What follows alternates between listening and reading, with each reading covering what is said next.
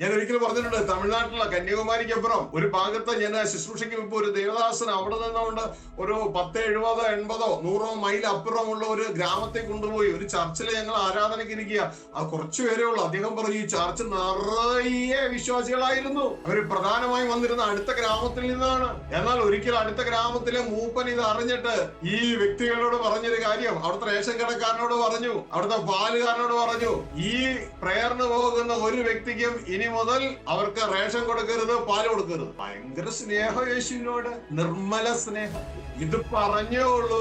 പോകാൻ പോയപ്പോ പറഞ്ഞു, ഇനി നാളെ മുതൽ നിങ്ങൾക്ക് റേഷനും ഇല്ല, പാലും ഇല്ല.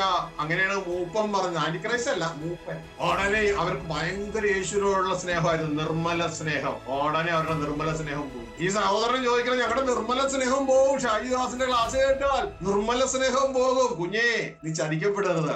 നിന്റെ സ്നേഹം നിർമ്മലമാണോ അല്ലയോ എന്ന് അറിയാനുള്ള ടെസ്റ്റാണ്. നിർമ്മല സ്നേഹമാണെങ്കിൽ ഈ പരീക്ഷയിലൂടെ പോകുമ്പോ ഒന്നും പോകൂല എന്റെ മോനെ. യേശു ഇതിനേക്കാളും വലിയ പ്രതികൂലത്തിലൂടെ കടന്നുപോയി. അറിയോ? കാൽവരി ക്രൂശിലെ യാഗത്തിലൂടെ ഗത്സമന തോട്ടത്തിൽ വെച്ച് യേശു ഒന്ന് പ്രാർത്ഥിച്ചു, പിതാവേ, കഴിയുമെങ്കിൽ ഈ പാനപാത്രം എന്നിൽ നിന്ന് ഒഴിവാക്കി തരണേ.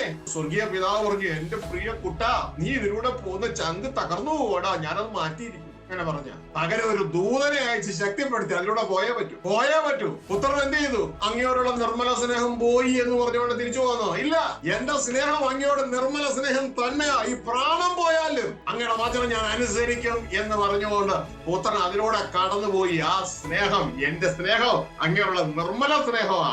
അങ്ങനെ നിന്ന് എന്തെങ്കിലും കിട്ടുമെന്നുള്ളത് കൊണ്ടല്ല ആ സ്നേഹം, അങ്ങന്റെ അപ്പനായതുകൊണ്ടുള്ള സ്നേഹം അതിലൂടെ കടന്നുപോയി.